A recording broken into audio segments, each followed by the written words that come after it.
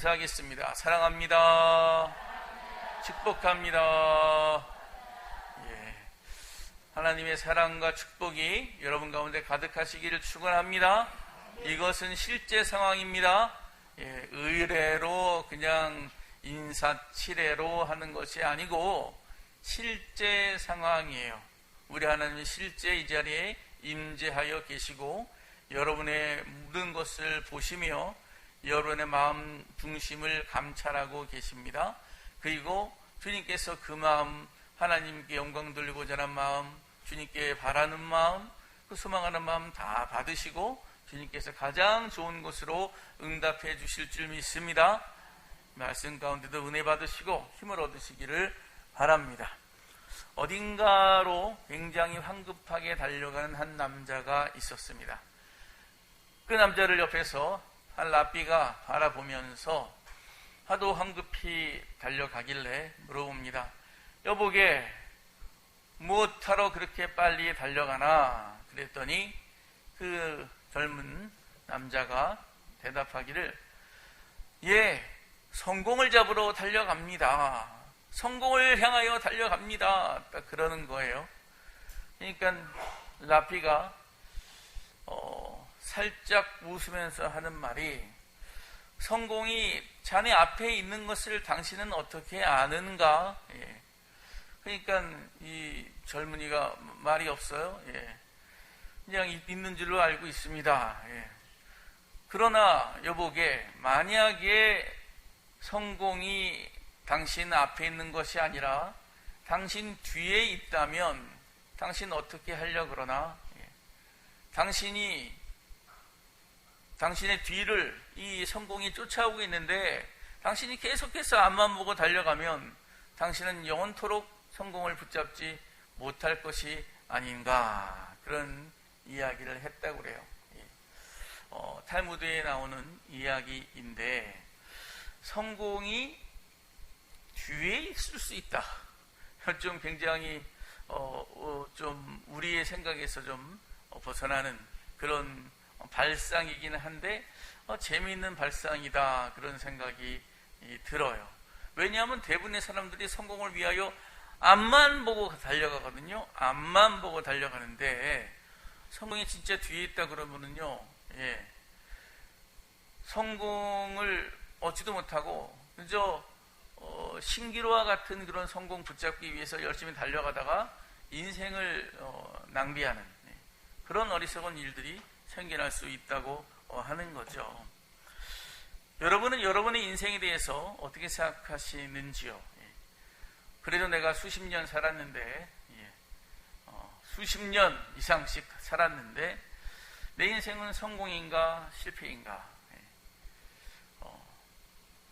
여러분 자기를 한번 이렇게 평가하시고 대답해 보세요. 근데 사실은 그렇게 물어본다고 하면은 실제로 대답하기는 좀 애매합니다. 내가 성공한 건가 실패한 건가, 그게 좀 애매해요. 뭔가 이루는 과정에 있기도 하고 또 뭔가 확실한 뭔가가 있는 것 같지도 않고 좀 애매하기 때문에 많은 사람들이 보통 그렇게 대답을 합니다. 그래도 저는 비교적 잘 살아왔습니다. 제가 생각에 뭐 큰 나쁜 짓 안 하고 뭐 나쁜 일 안 하고 그냥 비교적 잘 살아온 것 같습니다. 뭐 그 정도 이야기하는 거죠. 근데 왜 이 정도밖에 얘기를 못 하는가? 기준이 없기 때문이에요. 기준이 분명하지 않기 때문에. 기준이 분명하면 이거는 성공이고 이만큼 성공이고 이만큼 성공이 아니고 뭐 이런 얘기를 할 수 있을 텐데 성공에 대한 기준이 불분명하다라고 하는 거죠. 그렇지만 그럼에도 불구하고 사람들은요, 성공을 이야기하면 대체로 세상에서 흔히 말하는 잣대들을 들이대고 자기 인생을 평가하곤 합니다. 어떻게 평가하냐 하면, 저는 그래도 어려서 부모님 속삭이지 않고 잘 성장했어요. 때에 따라 때에 맞게 공부도 열심히 했고요. 또 남들 하는 만큼 남들 다 할 때에 학교도 잘 갔고요. 또 남들 다 할 때에 시집장가 잘 갔고요. 또 직장도 적당한 때에 들어갔고요. 예. 이제 나이 들어서 조금 경제적으로 여유가 생겨서 자식들 시집장 가다 보내고 이제는 뭐 큰 어려움 없이 노인의 삶을 잘 이렇게 지내고 있습니다. 예. 뭐 이 정도면 남들 하는 만큼 살았으니 이 정도면 뭐 성공한 인생 아니겠습니까? 뭐 이렇게 자기 잣대를 세상에 흔히 말하는 잣대에 비교해서 내가 성공한 건 아니냐 뭐 이런 식으로 이제 생각한다는 거죠. 그러나 여러분 이거 사실은 굉장히 어려운 일입니다. 예. 아니 남들 하는 만큼 제때에 딱딱 어떤 일을 결정하고 제때에 딱딱 남들 하는 만큼 하고 그죠? 이것들을 아주 맞춰서 착착 해내는 거 이거 쉬운 게 아니에요. 예. 이거를 제때 못 해가지고 열등감에 빠지거나 이것을 제때 못 해가지고 스트레스를 받거나 뭐 이런 일들이 얼마나 많은지 몰라요. 이거 굉장히 쉬운 일이 아닙니다. 어떤 사람들은 또 그렇게 얘기해요. 이렇게 어렵다 보니까 뭐 세상에 그런 잣대가 어디 있습니까? 세상에 무슨 그런 객관적인 잣대가 어디 있겠어요? 자기가 좋은 대로 자기의 상황과 자기 환경에 맞게 자기가 좋은 대로 살면 그럼 그게 성공이지. 무슨 뭐 남들이 비교하면서 뭐 그런 게 성공이겠습니까? 이렇게 대답하는 부류도 있지요. 근데 그것도 쉽지는 않아요. 자기가 정말 하고 싶은 거, 자기가 정말 이거다 싶은 거, 이것도요, 시시때때로 바뀌어요. 어쩔 때는 이게 참 좋고 이게 최고라고 여겼다가도 또 다른 상황이 되면은, 내 마음이 또 이게 아닌가 봐. 그러면서 또 기준이 바뀌어요. 설사 기준이 바뀌지 않는다 하더라도 세상이 또 그것을 계속 할 수 있도록 내버려 두지도 않아요. 어쩔 때는 그냥 그것이 쉽게 이루어지고 나 하고 싶은 대로 할 것 같은데 환경과 상황이 급박하게 바뀌면서 하지 못하게 하고 할 수 없게 하는 그런 일들이 생기기도 하는 거죠. 야, 참 힘들다. 세상에 진정한 성공, 어떤 좀 잘했다 싶은 그런 것이 있겠는가? 우리가 그런 생각을 할 수 있겠는데 특별히 오늘 이 말씀에 나오는 솔로몬의 어떤 모습을 한번 보면서 우리가 한번 성공이란 무엇인가? 우리가 성공의 어떤 믿는 사람들이 추구해야 될 어떤 성공의 본질 뭐 이런 것들을 한번 좀 살펴보기를 원합니다.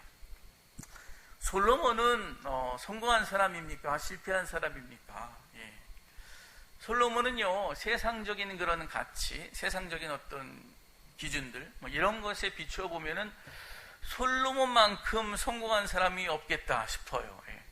진짜 모든 게 넉넉하고 모든 게 다 준비되고 구비된 인생을 살아서 진짜 때에 따라 딱딱, 뭐 공부도 할 만큼 하고, 누릴 거 누릴 만큼 누리고, 지혜와 총명이 있어서 칭찬받을 만큼 칭찬받고, 진짜 왕자로 태어나서 왕까지 아주 성공적으로 올라가서 이제는 할 만한 건 다 했어요.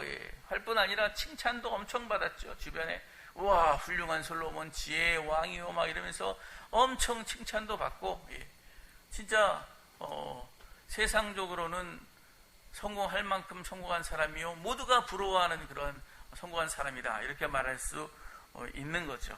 1절 한번 볼까요? 1절 보면은요, 솔로몬이 여호와의 성전과 왕궁 건축하기를 마치며 자기가 이루기를 원하던 모든 것을 마친 때에 이렇게 이야기합니다. 자기가 이루기를 원하는 모든 것을 마쳤다. 야, 이런 표현은요 아무나 쓰는 게 아닙니다. 성경에서 이런 표현을 어떤 한 사람에게 썼다는 말은요 그의 인생이 정말 충실하다는 것을 보여주는 거예요. 이런 사람이 세상에 몇이나 있겠어요. 그죠? 정말 최고로 성공한 사람처럼 보입니다. 특별히 이 왕궁과 성전을 건축하기를 마쳤다라고 하는 것은 자기의 이 솔로몬 왕으로서의 이 통치 기반이 든든히 갖추어졌다라고 하는 것을 말해주는 거예요. 그런데 사실 솔로몬이 왕위에 오를 당시에는요, 좀 쉽지는 않았어요. 왜냐하면 다윗이 나이 들어서 이제 늙어서 힘이 없을 때 신하들이 이제 다윗 왕이 죽을 텐데 우리가 우리의 지위를 계속해서 유지하려면 왕자들 아주 유력한 왕이 될 왕자들 뒤에 줄을 서야 된다. 뭐 이런 생각을 하고 머리를 팽팽 돌렸겠죠. 가장 유력한 왕자 중에 한 사람은 압살롬이에요. 예, 굉장히 사랑을 받고 또 아주 잘생기고 아주 그런 사람인데 이 압살롬은 일찍이 자기 아버지 다윗에게 반기를 들고 쿠데타를 벌여서 실패하다가 죽어버렸죠. 예, 그러니까 거기에 줄 섰던 사람들 다 망했죠. 그리고 그 다음에 이제 유력한 왕자가 아도니아라고 하는 왕자인데 이 아도니아가 이제 나이도 있고 또 좀 똑똑하고 좀 왕제가 될 만한 그런 사람인데 그래서 이 아도니아 편에 섰던 신하 대표적인 사람이 누구냐면 요압 장군이에요. 이스라엘 다윗의 왕자가 되기 전부터 다윗을 쫓아다니던 이 요압, 그래서 이스라엘 군대 장관까지 올랐던 이 요압이 이 아도니아 편에 딱 쓴 거예요. 그러니까 이 아도니아 편에서는 이제 든든하죠. 뭐 내가 왕이다. 이제는 내가 왕이야. 딱 이러고 이제 폼 잡고 성공의 바로 앞 단계까지 딱 가 있는데 이 솔로몬의 엄마, 진짜 다윗에게 이야기를 딱 하면서 아도니아가 이렇게 자기 맘대로 왕이 되려고 합니다. 막 이래가지고 그거를 이야기하는 바람에 솔로몬이 이제 다윗이 솔로몬을 왕으로 이렇게 책봉하는 바람에 솔로몬이 왕이 되는 거죠. 근데 솔로몬이 왕이 되긴 했는데 근데 아도니아도 살아있고 요압도 살아있고 이 솔로몬의 반대 세력이 여전히 살아있는 그런 상황에서 솔로몬이 왕위에 오르는 것은 굉장히 불안한 그런 상황이었어요. 그러나 결국은 요압도 자기 잘못으로 아도니아도 자기 잘못으로 하나씩 죽게 되고 정적이 죽게 되므로 솔로몬이 든든한 이제 왕위로 제대로 올라간 그런 상황이 되었죠. 얼마나 좋아요. 이 솔로몬은 이야 정말 잘됐다. 하나님이 나를 도우시는구나. 나는 성공의 맨 정상에 올랐다. 이렇게 아주 기쁘고 감사한 그런 삶을 살았죠. 그때 이 성전도 왕궁도 완성하니 이제 통치 기반이 든든하고 이제 정말 흔들림 없는 거. 이제부터 솔로몬이 받을 수 있는 건 뭐예요? 축하밖에 받을 게 없어요. 축하해라. 나의 성공을 축하하라. 수많은 사람들이 몰려오죠. 축하하고 그리고 지혜까지 있어가지고 수많은 사람들이 칭찬하죠. 잘했다. 훌륭한 왕이다. 막 칭찬하는 거예요. 높을 대로 높아지고 커질 만큼 커진 솔로몬이죠. 더군다나 하나님께서 이 솔로몬의 기도를 들으사 굉장히 칭찬을 하세요.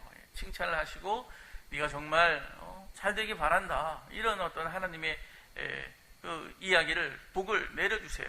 2절 3절 보면은 여호와께서 전에 기브온에서 나타나심 같이 다시 솔로몬에게 나타나사 여호와께서 그에게 이르시되 내 기도와 내가 내 앞에서 간구한 바를 내가 들었은즉 나는 내가 건축한 이 성전을 거룩하게 구별하여 내 이름을 영원히 그곳에 두며 내 눈길과 내 마음이 항상 거기에 있으리니. 그러니까 간단하게 말하면 그런 거예요. 솔로몬아 수고했다. 너 정말 애썼구나. 이 성전 짓느라고 너무너무 애썼다. 잘했다. 내가 내 마음과 내 눈길 이 성전 안에 두고 내가 이곳을 찾는 이들마다 복을 내리고 정말 하나님 말씀대로 은혜 내리고 그렇게 나라를 굳건하게 세우겠다. 너의 왕조를 잘 세우겠다. 이렇게 칭찬하시는 거예요. 거기에다가 격려를 더하여 아끼지 않으세요. 앞으로 잘해라. 그런 얘기까지 하시는데 그게 4절로 5절이죠. 내가 만일 내 아버지 다윗의 행함같이 마음을 온전히 하고 바르게 하여 내 앞에서 행하며 내가 내게 명령한 대로 온갖 일에 순종하여 내 법도와 율례를 지키면 내가 내 아버지 다윗에게 말하기를 이스라엘의 왕이 오를 사람이 내게서 끊어지지 아니하려 한 대로 내 이스라엘의 왕위를 영원히 견고하게 하려니와. 아멘. 이 다윗의 정말 다윗을 향한 아주 분명한 하나님의 약속인 거죠. 솔로몬아 앞으로 잘해라. 네가 나 잘 섬기고 내 말씀대로 네가 잘 살면 든든할 거야. 너의 왕이 계속 될 거야. 네 자녀 손이 계속해서 왕위를 이어갈 거야. 솔로몬이 얼마나 고무되었겠어요. 너무 좋죠. 진짜 속으로 이야, 온 사람들이 다 칭찬해주고 만백성이 칭찬해주고 하나님까지 이렇게 칭찬해주니 나는 진짜 최고의 성공을 거둔 사람이다. 너무 만족한다. 너무너무 좋아했을 거예요. 그런데 하나님의 말씀은 거기에 그치지 않으세요. 거기에 그치지 않으세요.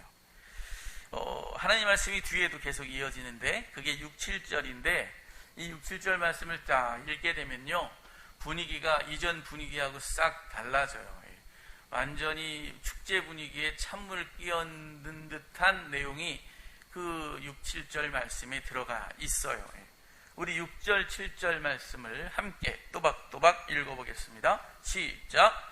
만일 너희나 너희의 자손이 아주 돌아서서 나를 따르지 아니하며 내가 너희 앞에 둔 나의 계명과 법도를 지키지 아니하고 가서 다른 신을 섬겨 그것을 경배하면 내가 이스라엘을 내가 그들에게 준 땅에서 끊어버릴 것이요 내 이름을 위하여 내가 거룩하게 구별한 이 성전이라도 내 앞에서 던져버리리니 이스라엘은 모든 민족 가운데에서 속담거리와 이야기거리가 될 것이며.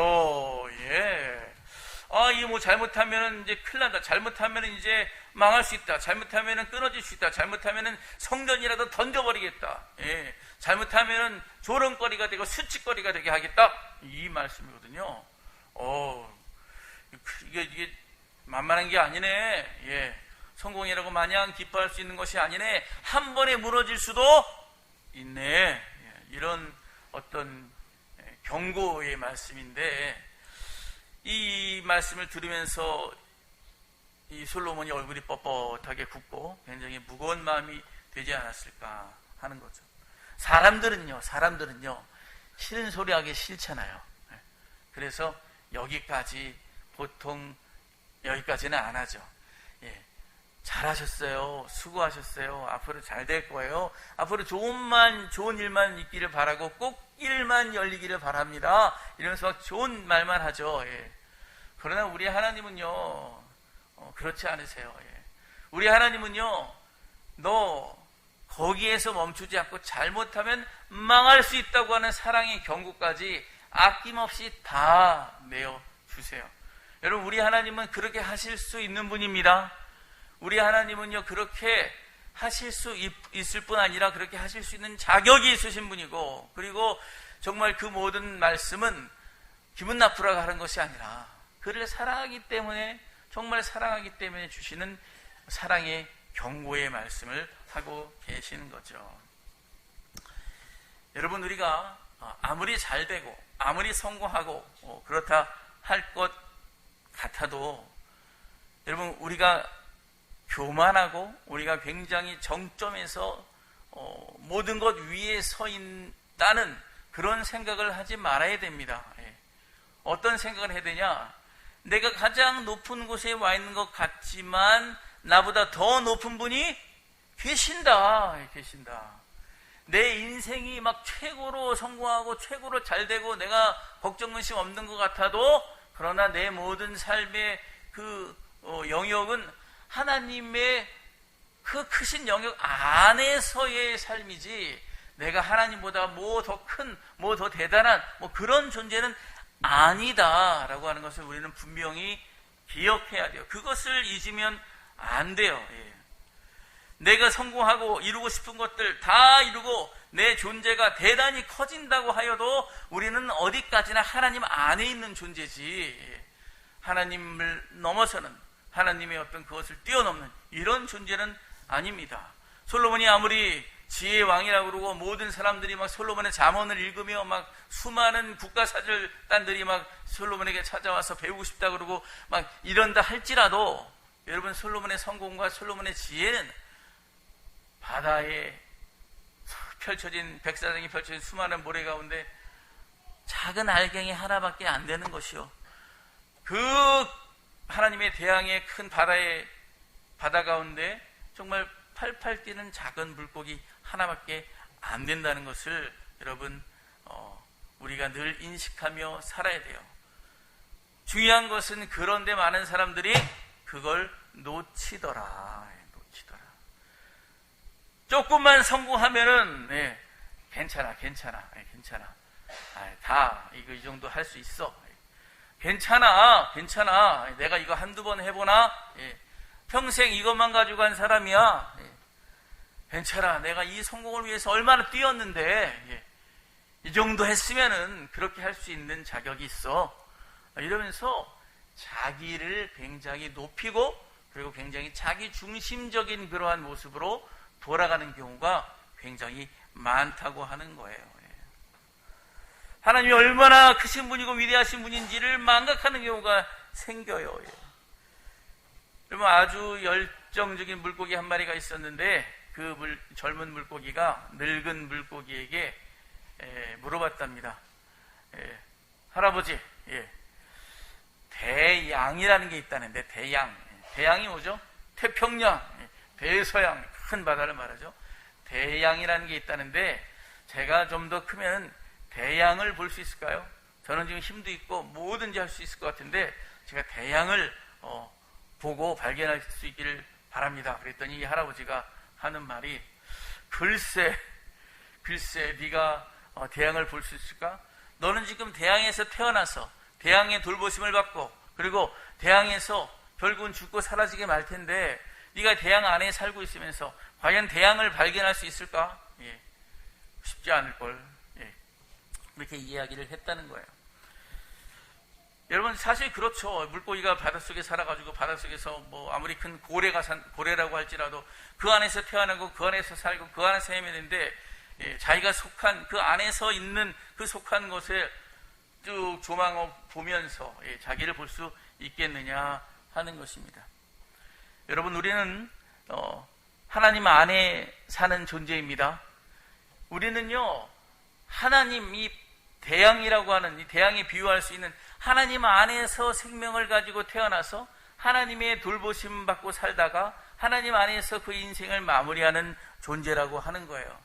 하나님은요, 우리 인간의 존재의 근거가 되시고 하나님 인간 존재의 의미가 되시고 하나님께서 인간 존재의 목적이 되시며 하나님이요, 그 모든 삶의 의미와 시작부터 마지막까지의 책임을 우리 하나님이 져 주신다고 하는 거예요. 여러분, 우리는 하나님보다 클 수 없습니다. 그렇기 때문에 중요한 것은 뭐냐? 내가 뭘 대단한 것을 이루고 대단한 것을 하고 대단히 커지는 것보다 더 중요한 것은 하나님이 원하시고 하나님이 기뻐하시고 하나님이 움직이시기 원하는 것을 따라가는 것이 더 성공하는 것이요, 더 바른 것이다 라고 하는 것을 알아야 되는 거예요. 사람이 아무리 선한 일을 한다 할지라도 하나님보다 선할 수가 없습니다. 사람이 이루는 것이 아무리 크고 원대하다 할지라도 하나님이 원하시는 것보다도 크고 원대할 수는 없어요. 여러분, 이걸 우리가 분명히 안다면 우리가 성공을 말할 때 내가 원하는 거, 내가 바라는 거 다 이루는 게 성공이다. 여러분, 그게 아니고요. 하나님께서 나를 통하여 이루시기 원하시는 그것을 이루는 것, 하나님, 그 위대하신 하나님, 그 인간의 존재의 의미를 추구하시며 정하시며 우리의 그 모든 것을 이끌어 주시는 그 하나님이 하시는 것을 우리가 하는 것, 여러분, 그게 진정한 성공이고 그게 정말 위대한 것이라는 것을 여러분 기억하시기를 바랍니다. 그때 그게 우리가 성공이라 말할 수 있는 것이고, 성공이라 하는 것도 하나님께서 너 정말 잘했다, 인간이 할 수 있는 최선의 것을 했구나, 하나님이 그 성공을 칭찬해 주시고 정해 주시는 것이에요. 그래서 그렇기 때문에 이 분위기 썰러간 줄 알면서도 하나님께서 6절 7절 말씀을 끝까지 계속해서 솔로몬에게 이야기해 주신 거라는 거죠. 솔로몬아, 나 너 정말 사랑한다, 네가 정말 잘 되기를 바래. 그러나 그렇기 때문에 내가 6절 7절 이야기로 사랑의 경고를 너에게 보내는 거야. 너는 나를 떠나서는 살 수가 없어. 그거죠. 따라해 보겠습니다. 그리스도인은 하나님을 떠나서는 살 수가 없다. 하나님을 떠나서는 살 수도 없을 뿐더러 하나님을 떠나서는 성공이라는 것이 있을 수가 없어요. 예. 하나님을 떠나서는 인간의 그 모든 것이 온전히 하나님 기뻐하시는 그런 의미를 가질 수가 없다는 거죠. 여러분, 이 왕궁을 자랑하고 성전을 자랑하지만 사실은 왕궁과 성전은요, 하나님이 지으라고 한 것은 아닙니다. 원래 다윗이 감사하여서 성전을 짓고 싶어서 그냥 짓겠다고 할 때 하나님이 허락하신 거죠. 솔로몬도 다윗이 다 준비해 놓은 것을 가지고 하나님의 뜻 가운데 성전을 지은 거지, 처음부터 하나님이 성전 지어라, 뭐 그렇게 말씀하시진 않았어요. 그리고 그런 가운데 하나님이 이 성전을 짓는 다윗과 솔로몬에게 원하시는 것은 그것을 짓고 그것 때문에 높아지고 그것 때문에 대단하고 칭찬받고 하나님이 원하는 건 그것이 아니라 따로 있었어요. 그것은 뭐냐 하면 하나님 안에 더 깊이 믿음의 뿌리를 내리고 하나님에게로 더 가까이 나아가고, 그리고 정말 하나님과 친밀하게 동행하며 하나님의 선한 일을 순종하며 따른 삶, 그것이 오히려 하나님께서 솔로몬에게 간절히 원했던 것이라는 거죠. 더 깊은 교제 가운데 있는 것이 하나님께서 솔로몬에게 원했던 것이에요. 그리고 늘 내가 하나님이 아니면 나는 죽을 수밖에 없습니다. 하나님이 아니면 나는 온전히 할 수 없습니다. 나는 하나님이 계셔야 됩니다. 난 연약한 존재입니다. 그러면서 하나님 매달리고 하나님과 늘 동행하기 원하는 삶, 그것이 하나님께서 솔로몬에게 원했던 거예요. 예. 그걸 어떻게 할 수 있느냐? 예. 솔로몬이 그렇게 하지 않았거든요. 솔로몬이요, 지혜의 왕이라고 칭찬받고 멋진 성전에 멋진 왕국에 막 번창하는 그런 나라를 만들어 놨더니 교만해가지고 이방 여인들을 자신의 처첩으로 삼고 이방 여인들이 가지고 들어온 우상들을 섬기고, 그것을 허용해가지고 온 이스라엘이 우상 섬기는 나라의 시작이 되고, 그러니 나라가 어떻게 되겠어요? 그 아름다운 하나님이 세운 나라가 다 박살나고 둘로 나뉘어지는 그러한 커다란 실패를 그가 잊게 되었다고 하는 거죠. 여러분, 하나님 없이 자기가 뭔가를 이룰 만큼 거대하다, 하나님 없이 자기가 뭔가를 이룬 것만큼 높아졌다, 여러분 이렇게 생각하는 순간 그의 삶은 망하는 것입니다. 여러분, 하나님 안에서의 삶, 하나님께 가까이 다가서는 삶, 하나님 앞에 더 충성된 삶, 하나님으로 인하여 하나님을 의지하는 삶이어야지 그 삶이 진정한 성공이지, 하나님을 벗어난 삶, 하나님보다 더 위에 있는 삶, 하나님을 망각하는 삶은요, 하나님이 기뻐하는 삶이 아니고 그는 죽을 수밖에 없는 거예요. 마치 물고기가 물에 살아야지, 물 안에서 태어나서 물 안에서 온갖 복을 받고 누리고 생명을 누리며 살다가 그 안에서 마무리해야지, 물 밖으로 나온 한 그는 죽은 목숨이나 다름이 없는 거죠. 여러분, 여러분의 자녀들에게, 이 가정의 달에 여러분의 자녀들에게, 여러분의 가족들에게, 여러분의 가까운 이들에게 성공이란 이런 거야 라고 이야기할 때에 여러분 뭐라고 말씀하시겠어요? 야, 제때 공부하고 제때 학교 들어가고 제때 좋은 직장 가지고 제때 뭐 이성 사귀어서 그래서 가정 이루고 제때 애기 낳고 그리고 어느 정도 돈 모아서 노후에 편안하게 살면 그게 성공 아니겠니? 그게 성공이야. 여러분, 이렇게 세상적인 기준을 가지고 가르치시겠습니까? 아니면 하나님 아니면 안 돼, 네가 아무리 무엇을 추구하고 무엇을 제때 하는 것 같고 뭐 잘하는 것 같지만 하나님의 뜻대로 살지 않으면 안 돼, 하나님께서 원하시는 방향대로 가지 않으면 안 돼, 하나님 기뻐하신 일을 감당하지 않으면 안 돼. 여러분, 이 말씀으로 진정한 성공에 대한 교훈을 자녀들에게 하시겠습니까? 여러분, 하나님이 기뻐하시는 것을 따라가는 그러한 성공을 이야기할 수 있는 저와 여러분 되기를 간절히 축원합니다. 이것이 분명하지 않으면은요, 다 헛수고예요. 다 헛수고예요. 자랑할 거리가 아무것도 없어요. 거기에 뭐 성공한 것 같아도 그건 결코 성공이라 말할 수 없다는 거죠. 여러분, 물고기는요, 목이 마르지 않습니다. 물고기가 목이 마르지 않는 이유가 뭐죠? 물속에 있으니까.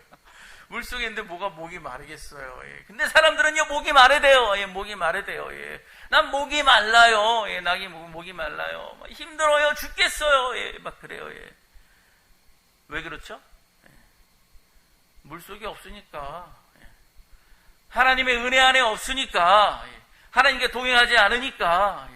하나님 기뻐하시는 그 길을 따라가지 않으니까.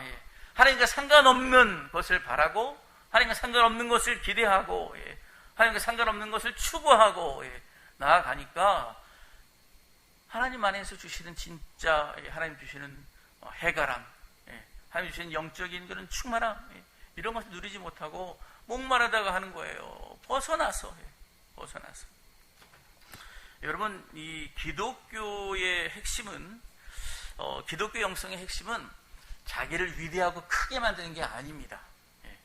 난 위대한 인물이 될 거야. 나는 큰 인물이 될 거야. 난 대단한 사람이 될 거야. 여러분, 이게 기독교 영성의 핵심이 아니에요. 이게 그 흐름이 아니에요. 기독교 영성의 핵심의 흐름은 뭐냐? 나는 하나님 안에서 아무것도 아닙니다. 나는 하나님의 은혜가 너무나 필요한 그런 연약한 자입니다. 나는 하나님의 그 귀하고 아름답고 존귀한 그 세계를 쫓아가며 그 안에서 하나님 기뻐하시는 삶을 살기 원합니다.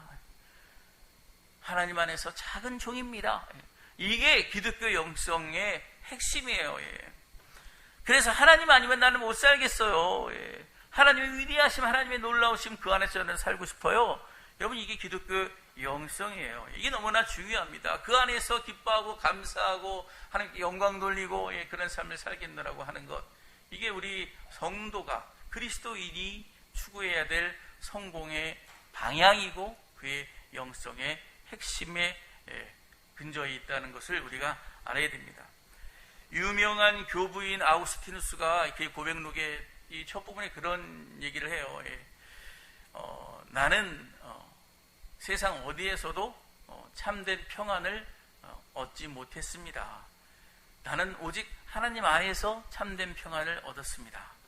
나는 밀라노에서, 카르타고에서 정말 세계 곳곳에서 유명한 인물이고 사람들에게 저명한 그러한 사람으로 살았지만, 그리고 내가 해보고 싶은 거 다 해봤지만, 자식도 낳아보고, 교분이지만 자식 방탕한 삶을 살고 세상에서 하고 싶은 거 다 해봤지만, 그냥 나는 그 안에서 참된 평안과 기쁨을 누릴 수 없었습니다. 그거죠. 늘 목이 말랐고, 늘 마음이 헛헛했고 허무했고 힘들었다는 거예요. 그런데 내가 주님을 알고 하나님을 알고 하나님 안에 있을 때 난 진짜 참 평강을 누릴 수 있었습니다. 그가 그의 고백록에 적어놓은 진정한 신앙 고백이에요. 여러분, 하나님 안에 있을 때 우리가 진정한 만족을 누리시는 것을 기억하시기를 바랍니다. 하나님 안에 있을 때 우리 안에 진정한 평안이 있고요, 정말 하나님이 기뻐하시는 진정한 성공이 있는 거예요. 여러분의 자녀들에게 세상적인 성공에 대해서 너무 강조하지 않으시기 바랍니다.